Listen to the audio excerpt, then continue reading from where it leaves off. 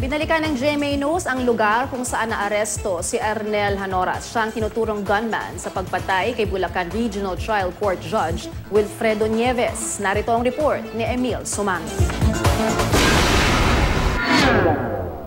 Ayon sa impormasyong nakuha ng GMA News mula sa Binong Special Investigation Task Group, pinatitira ng isang jail guard sa bungalow type na bahay na ito sa San Jose del Monte, Bulacan, ang pamilya ni Ernel Hanoras, ang suspect sa pagpatay kay Bulacan Regional Trial Court Judge Wilfredo Nieves.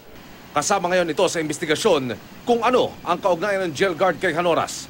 Sa low-cost housing project na De La Costa 3, Graceville, nadakip ang suspect.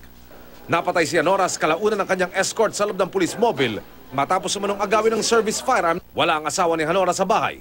Isang anak na menor de edad lang ang aming inabutan doon. Sa mga kapitbahay, wala raw masyadong nakakausap si Hanoras doon, kaya't di nila alam ang pagkatao nito. Si Ernel ba matagal na dyan, ma'am? Opo, matagal na po. Ano ang kanyang hanap buhay? Hindi ko po alam kasi hindi po kami masyadong Tikom din sila sa kinasasangkutang kaso nito. Noong dakpin daw si Hanoras, nagtatabas ito ng salamin para sa bintanang ipinagagawa sa kanya.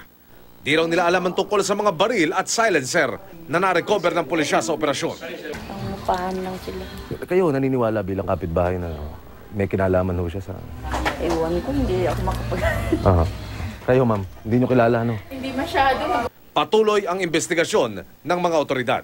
Emil Sumangil, GMA News.